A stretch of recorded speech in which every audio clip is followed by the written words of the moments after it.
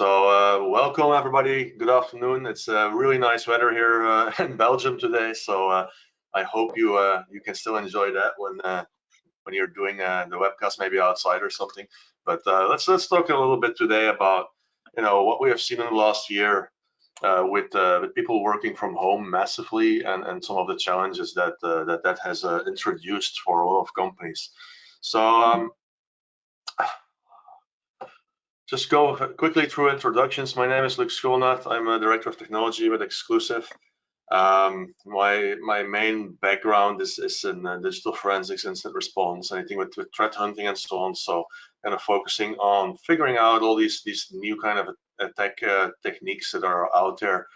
And I manage the technical team at the Exclusive in Belgium. So we have PJ on board here as well. So I'll let PJ introduce himself. Thank you, Luc. Good afternoon, everybody. I'm a senior security engineer at Exclusive Networks.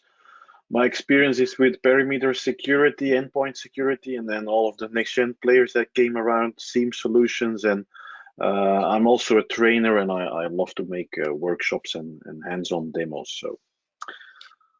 All right. So yeah, normally Stijn would be here. Stijn is the BDM, the Business Development Manager for SentinelOne, but sadly he is ill. So we are going to do our best to take it over from him. That's why it takes two now instead of one. So let's go through the agenda. So we're gonna start with SentinelOne. Today I'm gonna explain a little bit what endpoint protection, endpoint detection response from SentinelOne actually means. There's just gonna be like a few slides. This is gonna be demo heavy, so go through that. We have some announcement also to make on a commercial side about for MSSPs. And then PJ is going to do a demo, like typical environment right now that we're working in, where home user gets infected, and I'll not steal the show for Peter Jan, but you can see how we pivot around the network, so and how we can detect those things. So that's on the endpoint side. Then more on the holistic side, we're going to go through Exabeam. So Exabeam is a next-gen user and entity behavior analytics solution that basically is going to look at logs and apply machine learning algorithms to that to detect when there's suspicious behaviors going on. And I'll also go through some of the demos here linked to what we're going to show in SentinelOne, what that would look like if you see it on a, let's say, more holistic level, not just looking from the endpoint side, but on a network level. What else do we see the attackers do? Talk a little bit about monitoring cloud applications as well, and also how we can get log sources from EDR solutions like SentinelOne in Exabeam, right? So that being said, let's start with SentinelOne, and I'll let PJ explain a few things here on just briefly for those people that don't know SentinelOne yet. Yeah, just briefly touching base. What is SentinelOne? Okay, so SentinelOne, and you've already seen it in the slides. It's a combination of EPP, which means endpoint protection, and an EDR solution. Okay, endpoint detection and response. Now, EPP and EDR combined, if we look at it from a technology point of view, there are many things going on the agent which is installed on our endpoints. So we will be able. So the goal is, of course, to protect the agent from malicious actors taking it over, stealing data, crypto locking it, etc. Now there are different phases where SentinelOne can act on that on the attackers. So before we get infected, so when an attacker would introduce files or files are being downloaded, we can protect you using static AI. Okay, where we have a small set of hashes to do signature-based detection, but most of it is actually going to happen where we're going to be looking into the files and trying to guess what is going to happen. And before execution, we will put the files in quarantine, so protection is there, no harm done. Okay, the attack is stopped. Now, advanced attacks, and the one we are going to show in our demo, there are no files anymore. Or what if the attacker just got the credentials of the user and just logged onto the system and is doing stuff as a normal user, but the things that attacker is doing is not normal because of the sequence and the order of operations on the system. And we're going to show that how that's happening. Now, for that, we have the second factor. The second way SentinelOne is protecting your endpoint. It is going to look at behavior, okay? And what is behavior? Processes starting, files being created, network connections being made, files being encrypted. And files being encrypted, that's an interesting one. Is it a good thing or a bad thing? Well, it depends. Maybe you want to have file encryption, okay, for your data security. But if an attacker is doing it with their keys, that's a bad thing. And these kinds of activities, good, and whether they're good or bad, we will be able to do that using the behavioral AI of SentinelOne. And before something really bad is happening, SentinelOne is able to stop it, and that's the last part. So after we have detected it, immediately we can take a response. And that response will be like stopping all the processes involved, cleaning up files that were created, and restoring files that might have been that have been changed during the initial stages of the attack. And that is really, really important. Also key there is that all of that is happening without the need of a cloud connection. We are not first shipping all the information in the cloud and then have something, looking at the behavioral in there and then sending a response back and say, well, now you have to block this or that. No, all of that stuff is happening on the endpoint itself. And that is really key. It's really fast. Okay.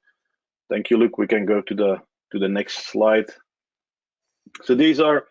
So once we have detected, once SentinelOne has detected something is going on the endpoint, we will be able to contain the files and contain the victim. And I'm a victim. I'm going to show you that. So it cannot, that there is no possibility of the victim system to move to other devices in our network. So that is really key.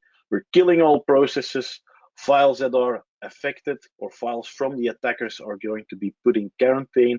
And then depending on how we configure the solution, remediate and rollback actions are going to be taken automatically. Remediate meaning we're deleting the artifacts of the attacker, and rollback meaning we're actually going to, if the attacker made changes to files, typically that are system files or registry key, we are going to be able to roll them back to the original state prior to the attack. Because that is what many solutions are forgetting. Once they stop the attacker, maybe they forget to actually to remove all the artifacts of the attackers. Meaning that if the system reboots, it might make a connection outwards again because of persistence. So last part here. So as we said, we have endpoint protection mechanisms. That's a static AI. So basically, we're going to be looking at files. We're going to try and guess what behavior these files would do on the system once they're executed. Exploitation protection, also looking at lateral movement, and we're going to stop it before anything happens. But if we cannot do that, and that's with more advanced attacks, this is practically impossible, we need to be looking at what is going on the system itself, and build a storyline, and then be able to stop these attacks while they're going on. Okay. Additionally, EDR is going to give you the possibility to do threat hunting and IOC searches, meaning that if you see that there on your end, on your perimeter security, for example, outbound connections to a certain IP address and the IPS is triggering, well, you will be able to look for that IP address in the EDR solution of SentinelOne, and you will be able to tell exactly what process was responsible for that network connection and under which user account that this happened. And that is really, really valuable information. Also, if you're reading about APTs, attack groups on the internet, often if you're reading security blogs, they say, well, there is a new botnet, there are new kinds of attacks, ransomware, whatever. And they will tell you, well, you can detect this by checking if your endpoints are connecting to certain IP addresses or whether your endpoint has certain files on their file system. If I ask the question to you now, can you investigate immediately and tell me in 5 minutes that your endpoints have this file on their disk, yes or no? Or that your endpoints in the past 30 days have made these kinds of network connections or processes were started up? Well, if the answer is no, you need SentinelOne, because with the EDR mechanism, we have full visibility in all of these things and even more, okay? Especially now working from home, right? So your endpoints are not behind your perimeter anymore. So normally you would say, well, okay, I'll just have a look at my firewall if I saw any of these outbound connections. But yeah, guess what? Your users are not behind that firewall, and probably since most customers have a lot of their tools now in the cloud, you're not going to push your users or force your users over your corporate VPN. So now, they're completely like undefended at home, no firewall, no defense in depth. So having this EDR agent is going to be really, really valuable to show you, those kind of things, what's going on those endpoints, and also to take action if something's happening, that you can actually take control of the endpoint. And again, they're not on your network; they're just sitting at home. So, all right. Yeah, and then manageability, it's really easy. It's full APIs. I'm not going to go in detail there. Do not forget we have a special service, which is vigilance. So if you do not want to bother about handling incidents, if you don't really understand what's going on there, you can take the service of SentinelOne, and this is a 24/7 service, because many organizations, they say, well, but we can handle it. We understand what's happening. We have technical people, and then say, well, okay, do you have a technical team, at least 6 people that work 24/7 in order to monitor all the alerts? And they say, well, no. Okay, vigilance can help you with that. So right. I think it's time to move to. I know. So you have some details here before we. Just two things. I know there's some partners on the call that already are SentinelOne partners. So just a quick update on master MSSP agreement that we have with SentinelOne. So just quickly, this is an agreement that is for partners only. So if you are an integrator, a reseller, or you're already a partner from SentinelOne, reach out to Stain. I'm sure he'll be back up and running next week. And then he will set up a meeting with you guys and go through the details. It's a very light process to go through to kind of sign you up as an MSSP, and they'll onboard you and help you deploying. So, and the advantage of doing that is that you can go into a pay-as-you-use model. So you don't have to pay like upfront a whole bunch of endpoint licenses. You can just say like, I need 15 now, and you can build them monthly, and you need next month you need another 50. So you can grow and shrink as you want. So it's really, really nice flexible billing model as well. And this is for the control and complete products. Again, those are specific licenses for SentinelOne that they'll deal with when you want to have more information. The only thing that we expect there is that the level 1 support is then being handled by the MSSP partner, right? Level 2 and higher support will still be done by, of course, by SentinelOne. So let's go into a demo, all right? Okay, thank you, Luc. I'll take over the control. Yeah, let me. Yeah. No, I'm taking over. It's no problem. You don't have to do anything. Really? Taking over like that? I'm taking it over. Big take. So let's put the premise out there first, right? This is like home user is doing her job here and gets an email on a Corona update. So just keep in mind this user is complete, like this is a private email from the user, just opening that email, and then I'll let the PJ actually explain what's going on. Yeah, okay, so what are we seeing here? So I hope everybody's seeing my screen. There is actually 3 important parts on it. So what we're seeing here on the right hand side, on the right top, this is Barbara's PC. Okay, she's working from home and she has her emails open about some Corona things, and she's going to click some links because she wants to see the press conference.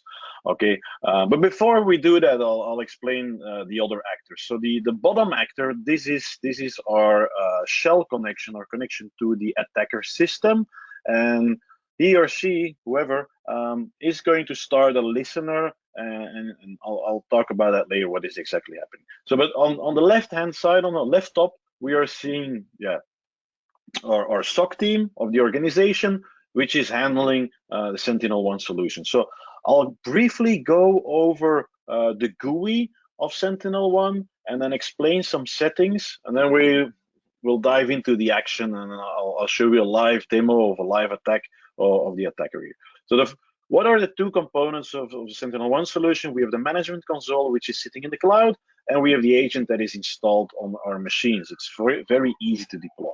Now, once these agents are deployed, we have the ability to actually group them dynamically, statically, so it's really easy to organize, and we're going to be applying policies, and that is what is happening here. Now, the thing I found like really hard with endpoints.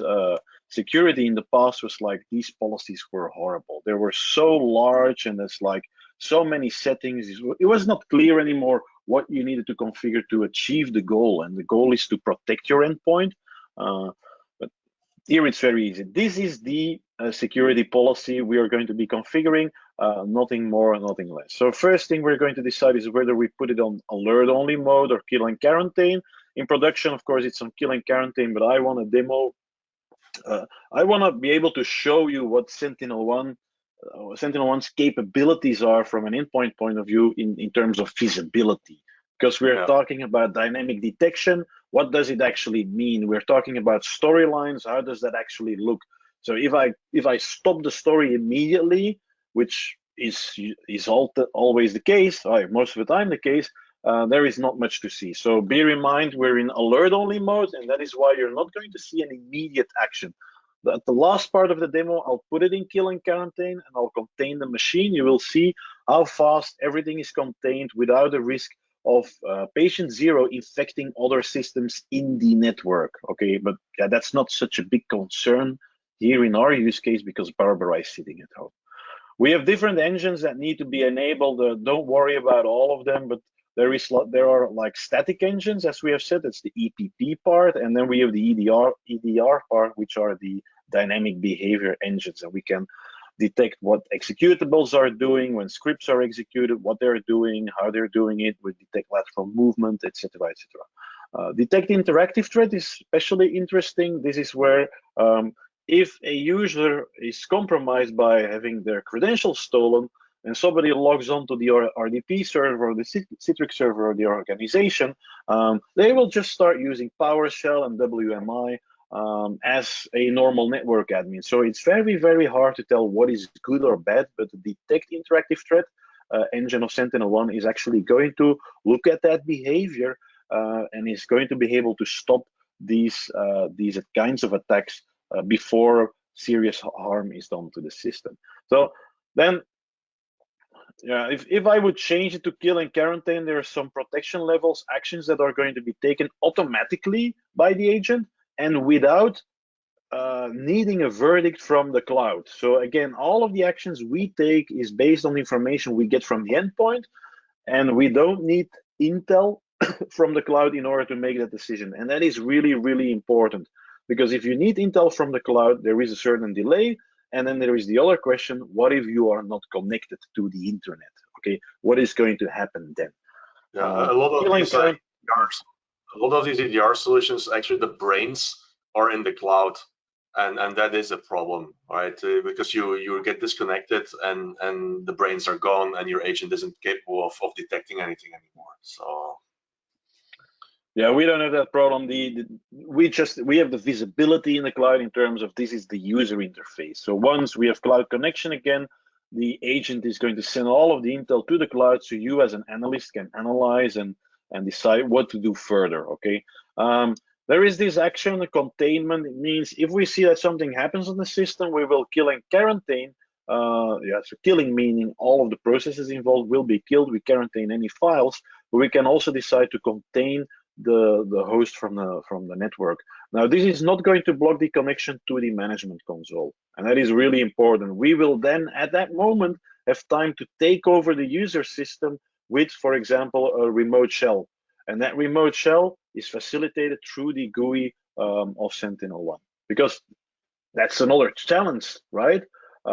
Because if the hosts are within your perimeter, it's easy to actually connect to their internal IP addresses and do an RDP session or whatever, or do a Windows remoting connection. It doesn't matter. But what if these users are at home and their VPN tunnels are not running? How are you going to get a shell connection to these devices due to more investigation? You're able to do that through the interface of SentinelOne. I'm going to show that. Now there are some advanced settings. I'm not going to go through all of these in detail for the sake of timing, but from a configuration point of view, you're able to hide the agent user interface completely from the user. You're able to decide whether there are going to be messages, yes or no, when something is happening, etc. Anti-tampering, maybe that's an important one.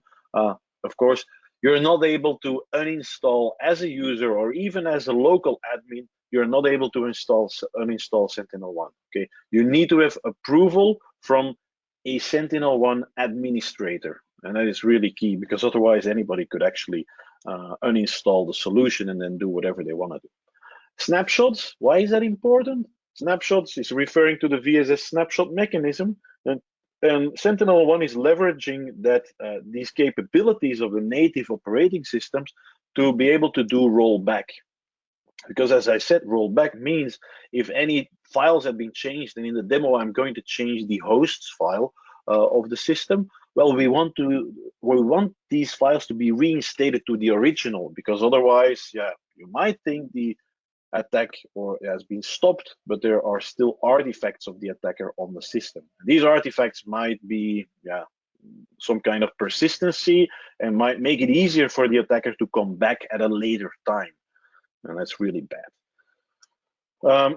Deep visibility, I'm not going to zoom in on this in detail, but this is the information that SentinelOne is gathering and information we can do threat hunting on. Okay, we can look for certain processes starting, DNS requests being made, registry keys, files, IP addresses, URLs, logons, scheduled tasks, etc., etc.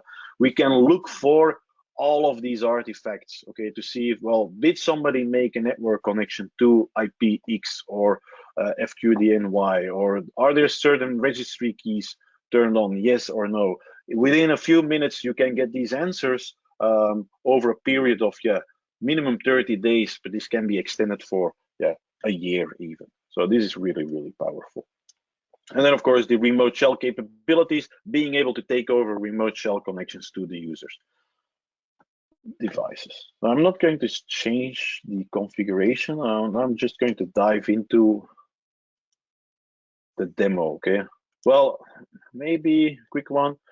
You're also able to do network control and device control. Network control meaning we can enforce firewall policies on the agent. So you don't have to do it through the GPOs of Microsoft. So this is an option for you. And device control, we can control what USB devices and Bluetooth devices can interact with our system. So these are also security mechanisms that we have. So let's take a look at our endpoints. If I click on Barbara, so everything is about visibility and ease of management. As you can see, it's easy to make the policy. It's easy to onboard our devices. When we click on Barbara, and it's like what you wouldn't want to do is like you get all of the details about that user. Okay, what kind of how much memory is installed, in what domain is she, applications installed, tasks are currently being pushed. So all of these things, we have that. We can also take manual actions, fetch logs, send a message, update the agent, all really easy to use, very intuitive interface. So an interesting, and now we go into the demo, and we'll be opening. Now I'll just leave this open. So at this moment, nothing is going on with Barbara. She's all fine. Okay, at least from a host point of view. So Barbara is working at home. She receives an email through our personal Gmail, and that's also an interesting fact. It's a personal email address. She's getting an email on her work computer, and she's going to be clicking links. Okay. Now, in our case, we're using an exploit. So what I have loaded from an attacker point of view, so we're now at the bottom, we have loaded, and you can see that something is running here.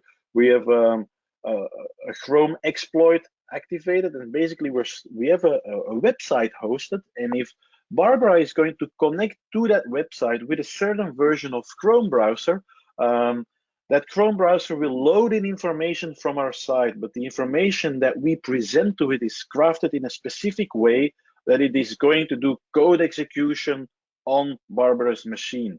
Now, code execution means processes are going to be started, a shell connection is going to be made from the Google Chrome browser to our attacker system, making a command and control connection. Now, this is unexpected behavior for our browser, hence, and that is why we call it an exploit. We actually, on the server side, manage to give information to a browser that is going to be acted on in a way that is unexpected for the developer. and executing other code. So quickly go here. So we see a few things happening. So I just click the link. SentinelOne immediately says, oh, there is a threat detected, something is going on. And remember, we didn't stop it because we're in alert only mode. So that is what is happening now. Now on the attacker side, we see incoming connections, okay? Chrome browser is connecting to our Metasploit console, and then it's executing code, which it's not supposed to execute, but it does it because of the exploit, and it's opening a session, and that's what we are seeing here. Meter breather session opened. This just means that now we can control Barbara's machine. It's as if we are on the machine. We are Barbara. The SentinelOne console is also showing something.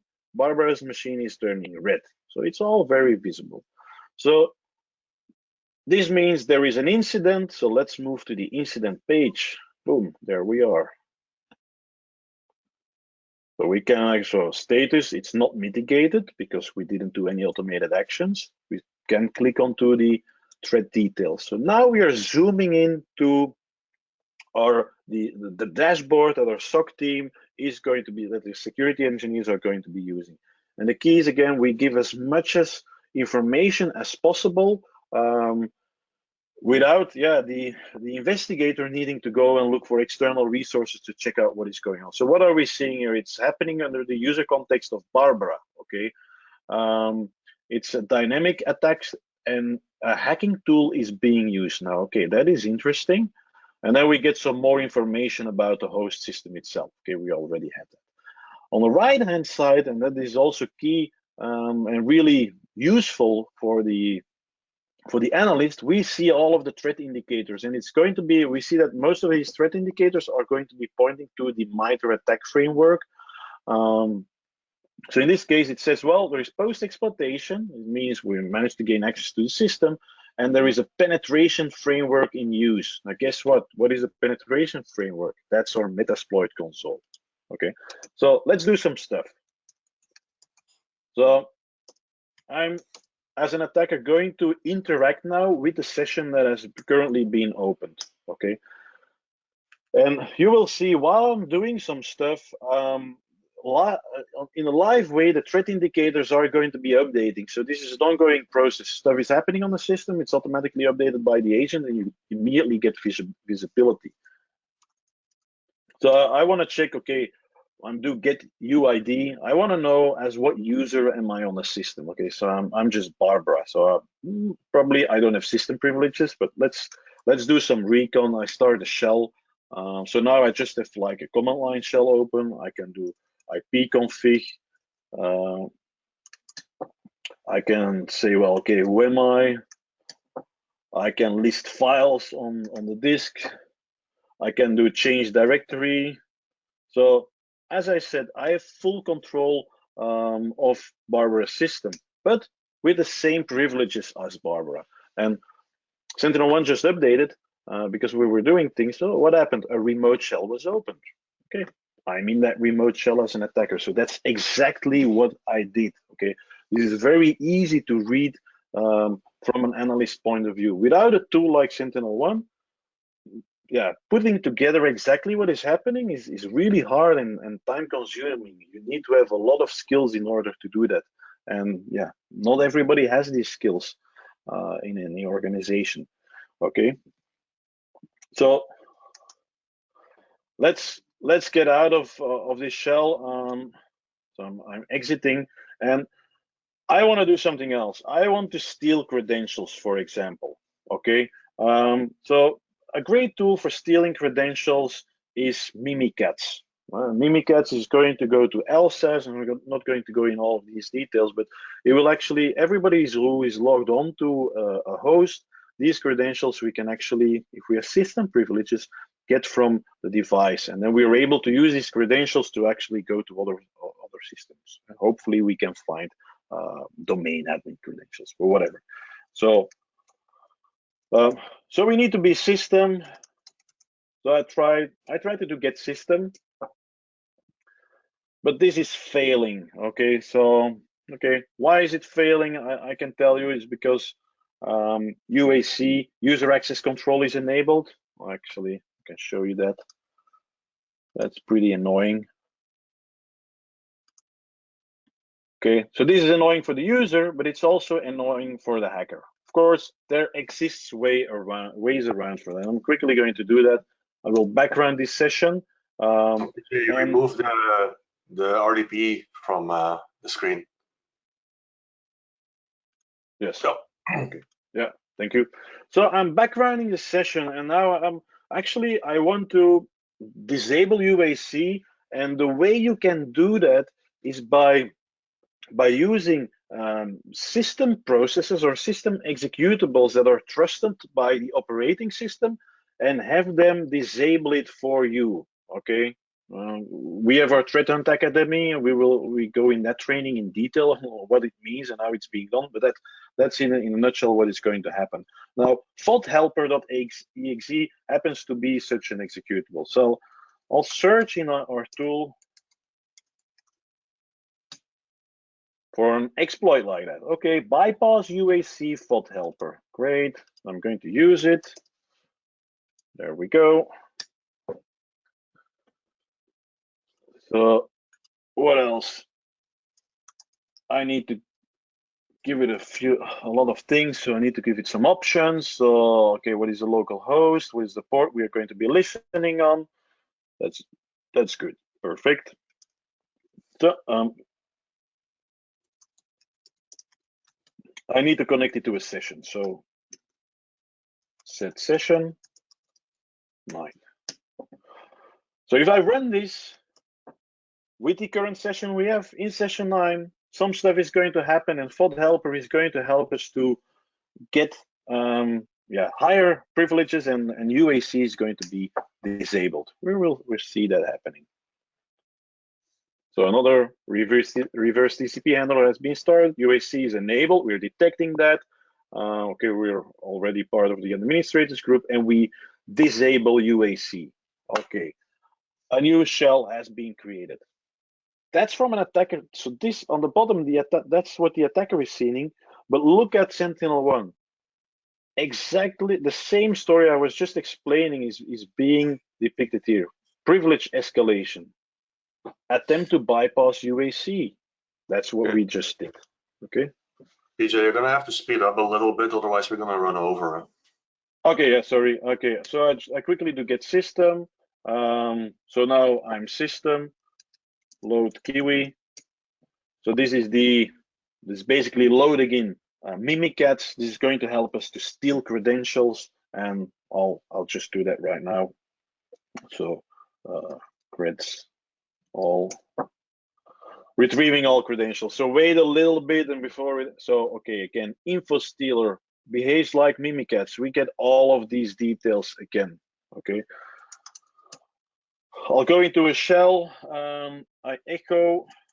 So now I'm going to change the host file. Okay. 13. So the host file, it's like the local DNS server. So if you go to a website and intranet.be is your website site, for example, and if that entry is in the host file, it will go to that IP address instead. So this is ideal for redirecting local traffic to an attacker system. So I'll pipe this quickly into the host file.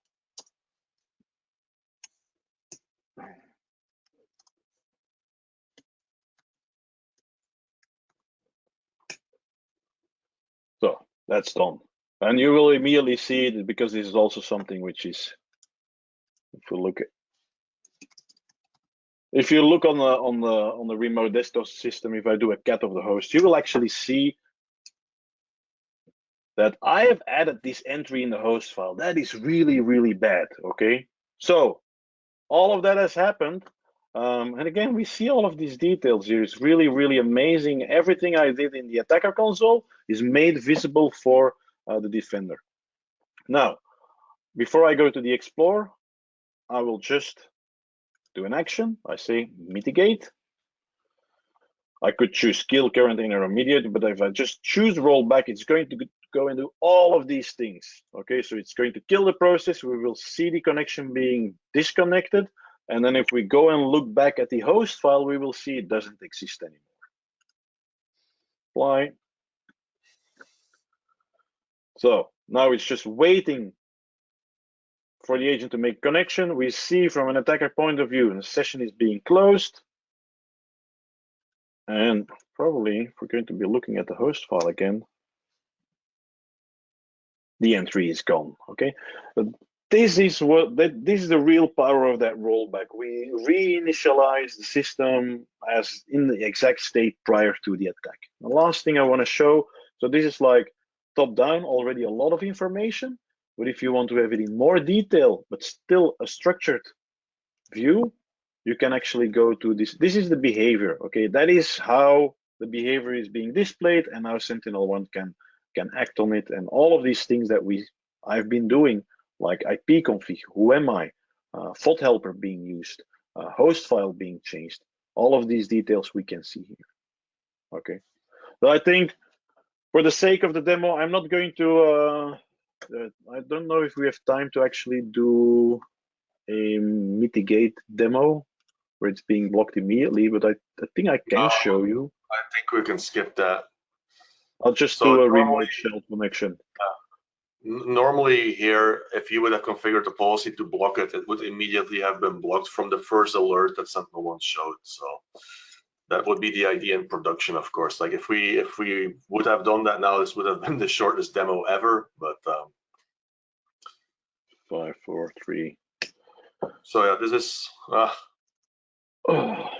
It's changed already. You know, PJ is just showing now how you can get a remote shell on that system, and it's not working. So anyhow, we're gonna move on for this time, for the sake of time. I'll take over the screen again, or if you can. Oh wait, here it is. One minute. This is especially hard. Everybody thinks, yeah, remote shell, whatever, but Barbara is at home. Think about that as an admin, okay? How are you going to connect to Barbara if she's at home and infected, or she needs help? Even for administrative tasks, you can just run some PowerShell scripts to harden security on the device. Really, really easy. So thank you, Luke. Sorry if I went over time, but I'll give the word back to you. People are just gonna have to spend more time, right? Okay, so I'm gonna go and we had the demo. So let's talk a little bit about Exabeam, right? I'm gonna go really quickly through a few slides and then go and see how we link that now to specific use cases that are relevant for home workers. So Exabeam, very quickly explained, is a next-gen user behavior analytics solution. So the main component that we're going to be talking about today is the advanced analytics module. So this is a module that is going to connect to a data lake, and that can be any data lake. It can be Elastic, it can be Splunk, it can be Curator, whatever you like. And it's actually going to apply machine learning and apply models on the logs that it finds in there to kind of start looking at suspicious behavior. Because what we looked at right now, all these detections that you saw in SentinelOne, those are also based on behavior on the endpoint. But what if we want to see more than just that specific endpoint view, and we want to see within the environment if there are other things happening, right? It can be insider threat. Maybe this is not an outsider trying to get into the system, but somebody inside is doing things, right? So the three parts here, the collection of logs, and I want to mention here the cloud connectors. Those are really important. As I mentioned before, we have Office 365. I think everybody by now has Office 365. You have Salesforce, NetSuite, Dropbox, all these cloud services, and you have no visibility into what's going on there. Right? When you had your email on-premise, you had an Exchange server on-premise, and you could look at the logs if something happened. Well, that's no longer the case. If you have SharePoint, guess what? That's where your data is now. Where do you think the attackers want to go to? They want to go to where the data is. And if you don't collect those logs, you're going to be blind. Yeah. So there's 3 points of, 3 data points where you want to collect logs from. You want to collect logs from your, let's say, your Windows environment, your Active Directory, your endpoints. Right? If you don't collect endpoint data, you're going to see just half of the story. But then you're going to collect logs from your security infrastructure, your firewalls, your sandboxes, your DNS servers, and so on. And then you also want to get those cloud logs in, because that's where the data is. So that you get all that data into a data lake and then apply machine learning on that to kind of start seeing when we see behavior that we have not seen before that looks suspicious, right? So one of or a few things that Exabeam is going to do is going to greatly improve how you detect these things. Instead of having to manually go and write these rules, and if I have time, I'll quickly show what logs look like in a normal data lake and what those events look like. So, but this is really, really important. A lot of customers that have SIEM solutions right now, they're really struggling with writing all these detections manually. Yeah? And as PJ mentioned in our Threat Hunt Academy, we go through that and explain how these things work. But machine learning is going to be very efficient in suppressing noise. If you make static rules, you're going to have a lot of false positives, and applying machine learning to that is going to actually filter out all the stuff that we know, or that Exabeam in this case knows that's normal. We have seen this happen over and over again in the environment. This is not a bad thing. So that's one thing. It's going to increase response times, obviously, because you're going to get a timeline with Exabeam. Also really important, like you saw the kind of the process trees in SentinelOne. Exabeam is going to give you a timeline, and I'll show that in a demo. Some new stuff with Exabeam is also that your logging costs will be lower. So first of all, you might not even need to store your logs in a data lake. You can ingest them directly into your analytics solution. If you say, well, I don't have any requirement to keep the logs for a certain amount of time, then, well, don't, right? It just costs money. But the other thing is that they also allow you to do the licensing, not just on events or volume, but also on a user-based basis. And that's kind of interesting because it depends on your environment what is going to be more interesting. Because typically the event-based licensing, it can get very expensive if you're sending a lot of logs, right? So then maybe a user-based licensing that is like a flat fee per user, and it doesn't matter how many logs you ingest, is going to be more interesting.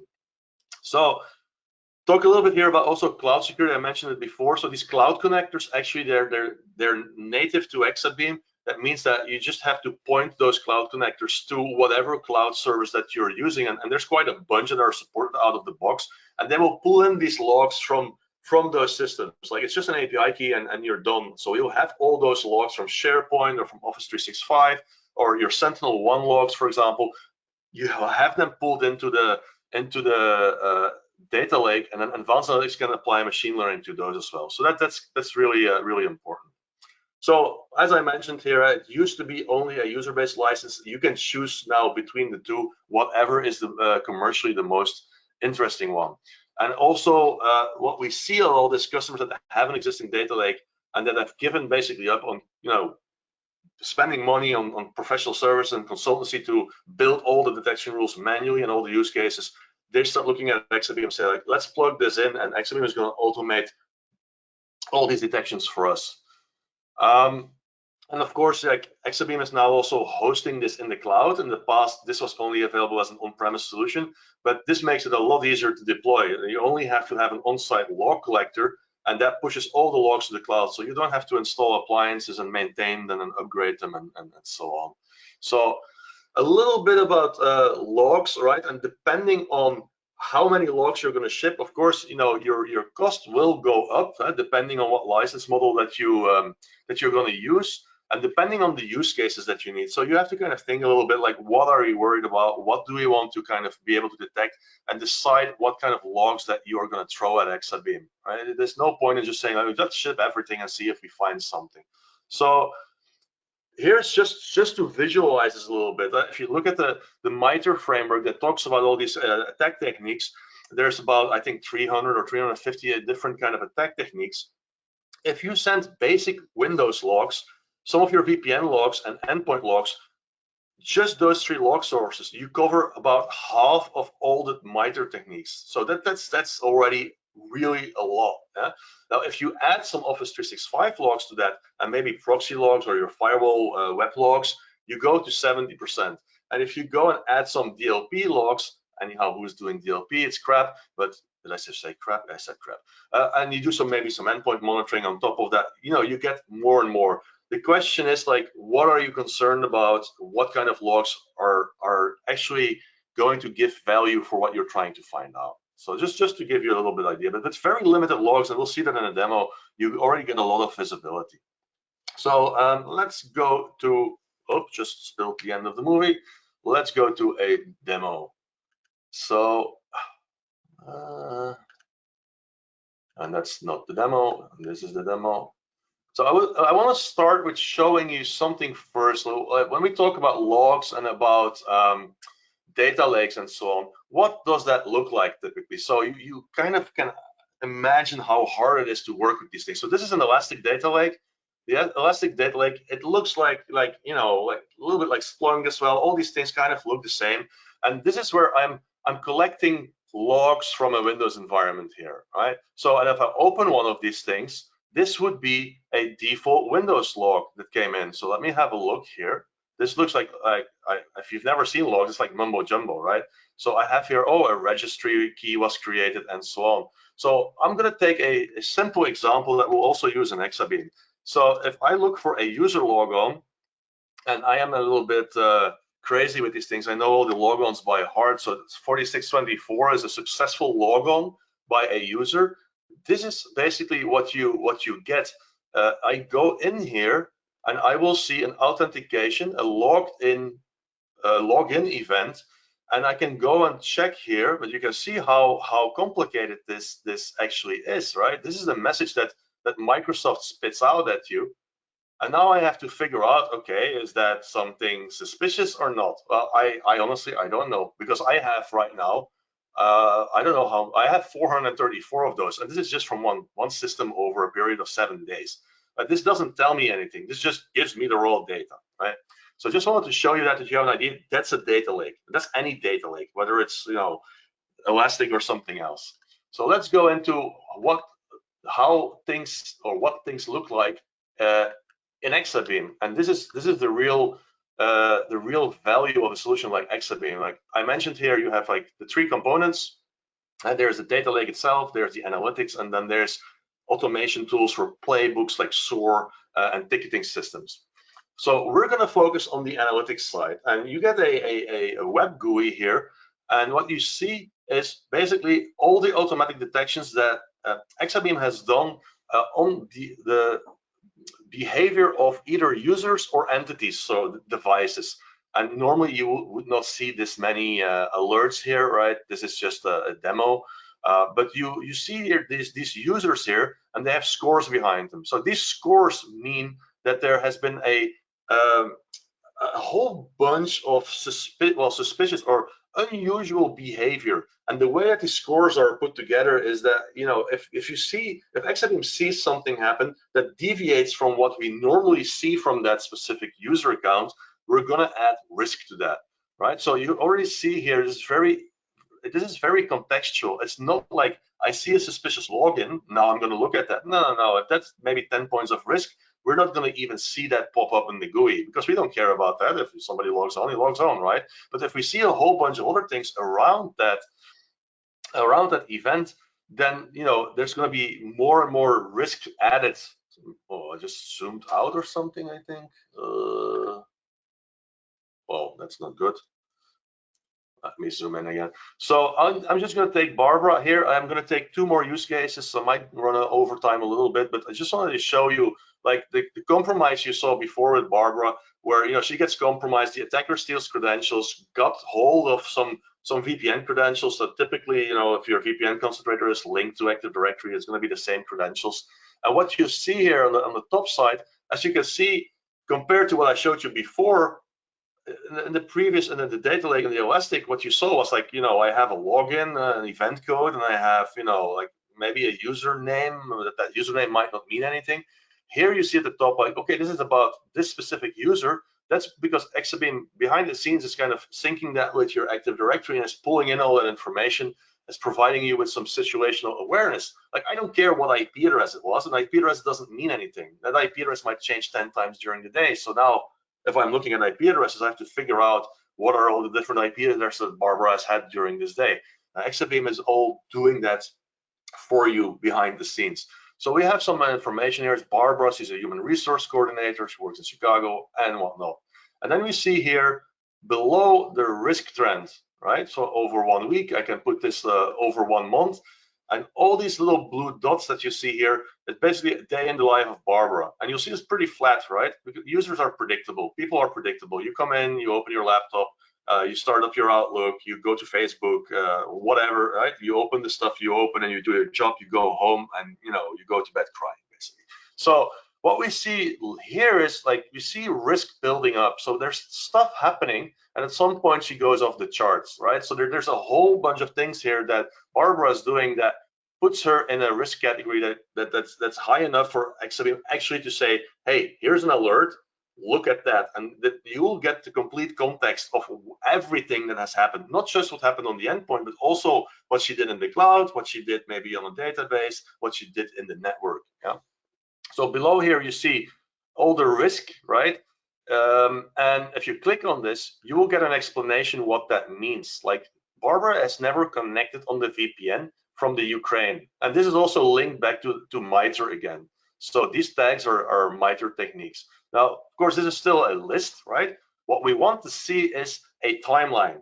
Wouldn't it be nice if I could say, like, just show me what happened that day with Barbara and give me everything that you have seen, and then show me what was unusual and what was normal. So I go to the timeline here, and this is what you will have to do in every incident response, and this is what you will do manually if you have a normal SIEM solution. You'll have to build a timeline on a piece of paper or whatever, because you have to kind of track back, where did this process come from, where did the VPN connection come from, and have to start like gluing all these puzzle pieces together.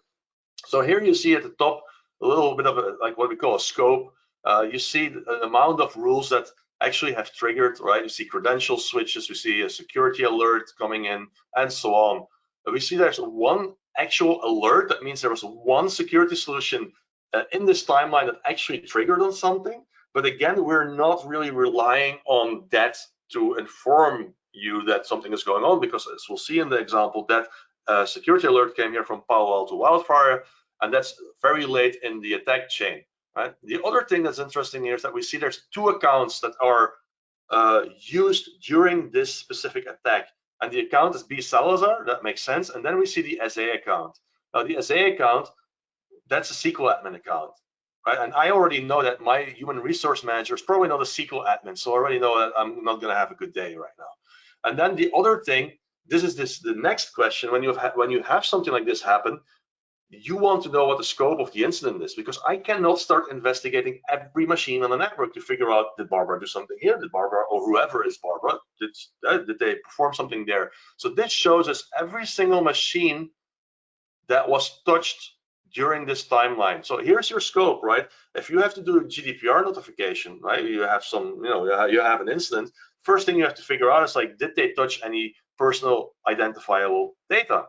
So this will tell you that if you have some proper asset management, you should be able to figure out if there's PII on these systems. You can go and have a look and say, well, there's no PII. You inform, you do your GDPR notification.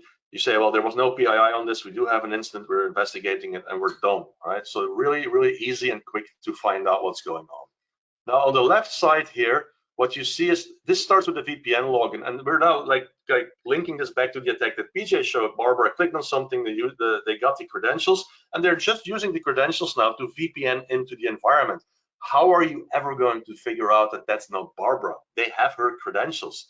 So, and on this left side, what's really cool is these fields that you see here, that's actually some of the log fields, the relevant log fields that Exabeam has extracted out of those raw logs I showed you before, right?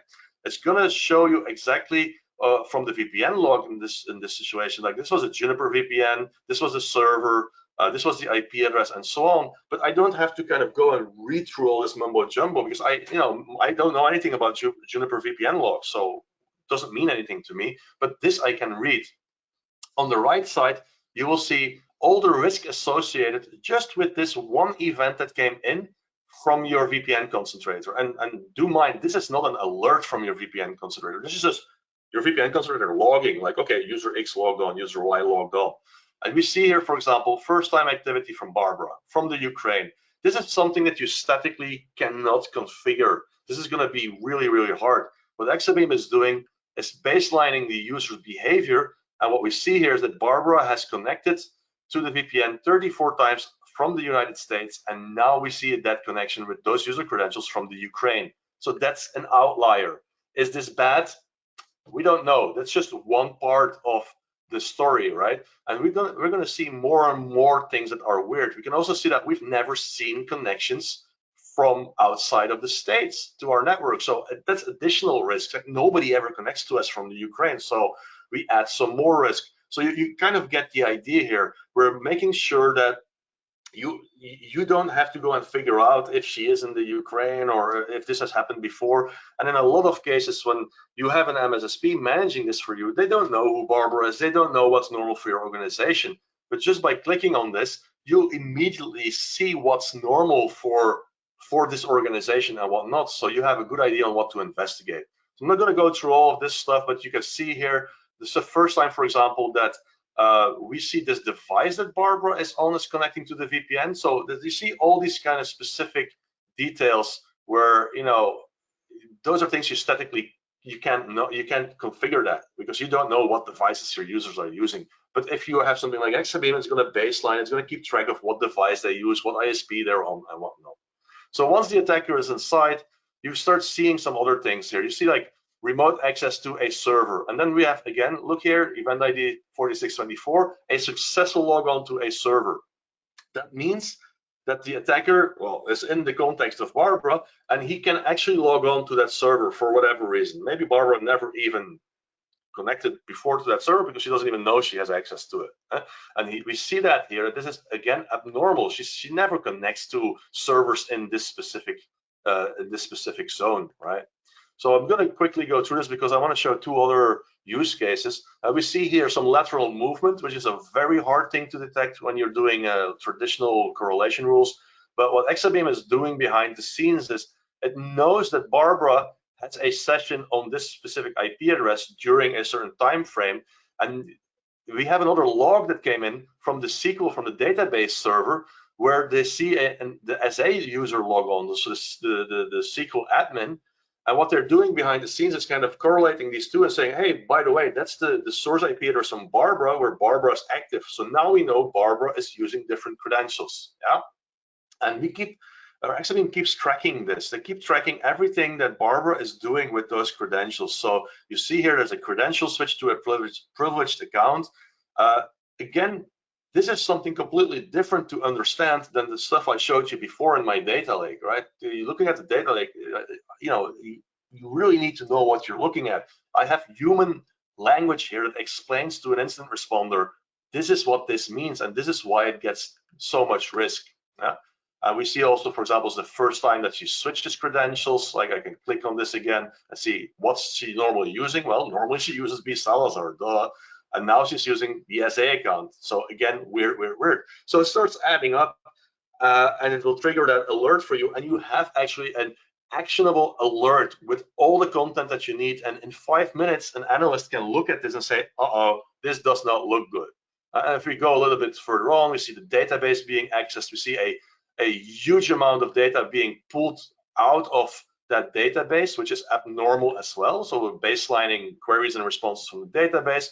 And finally here, the attacker is exfiltrating the data. And luckily, Palo Alto is saying, hey, guess what? Your database just left the building, right? So the idea of this whole behavioral analysis is that when this triggered way before the attacker actually got to exfiltrate data, right? So this probably triggered somewhere around when they start connecting to systems they shouldn't connect to because the score was high enough. You can take action. You could quarantine that machine like we showed before with SentinelOne, and then the attacker can't exfiltrate anymore. So that's the whole idea. So let's show you two other use cases here. So this was very simple, right? This was just what I talked about with the basic logging. We had some Windows logs, we had some VPN logs and some database logs. That's it, right? And you already get a lot of value out of that.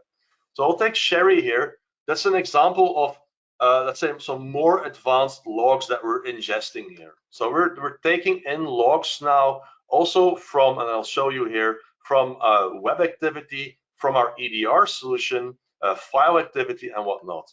So what you will see then here is this timeline. You see that Sherry has logged on has done a Kerberos authentication, so she's logged on to the domain, which is perfectly normal, right?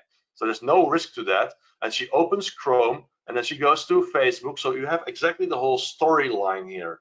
Right? And then we go a little bit further on, and we see here there's a file being written to disk. Now this is something that we would get that from SentinelOne, right? We will get this kind of information from SentinelOne. If you remember what PJ explained, we're tracking processes, we're tracking network connections, registry changes, and so on.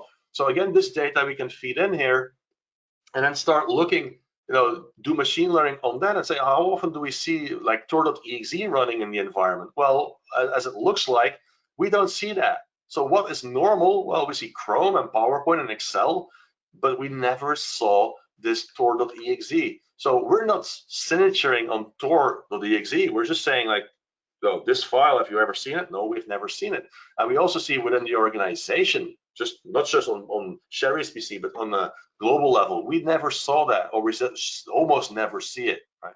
So this shows you how you're pulling together in a chronological order all these different log types that give you that timeline, file writes and so on. And you see this is a WannaCry example where you start seeing this start encrypting files, see file reads, file writes. So this is typical for ransomware. So this gives you a very good idea of what's happened on that system. And I'm going to show you a last one because I think we're running over time here. I have to have a look. I think it's Howard. How do we treat logs that are in your SaaS provider? So how do I get visibility when the user is at home and just connects directly to Office 365 and is doing stuff? So again, if we have those cloud connectors, Exabeam can pull in those logs from those providers, and you see here like we have the Salesforce logs that came in, and we see this is the first time that Howard is connecting to Salesforce from this specific machine, right? Normally he uses this machine, now he's using a different machine. So the same logic applies here, and you can see how granular this gets. We can see, and if you get these logs in, you see here he's creating a report. You see what report that is, and we see also that that's not something he normally does. Like he never creates reports. He's just somebody that consumes reports. And then we see him also later on deleting the report, which is also abnormal, that Exabeam has learned out of the behavior of what he normally does. This, for an administrator in Salesforce, that could be perfectly normal, right? And that's the really big thing that Exabeam brings to the table. I have a certain logic of what I want to see, but there's a dynamic aspect to that. There's things that I can't statically say, right? I can't keep lists of what everybody's doing every day, right?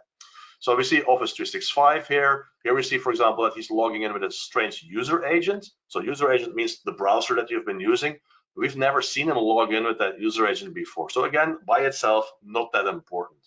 So I hope you kind of get the idea of what that brings to the table and how that can automate your not only detecting things, but also responding to things that you don't spend time looking at thousands of alerts that are completely irrelevant, and that you forget to look at the ones that actually matter. So that is everything we have for you today.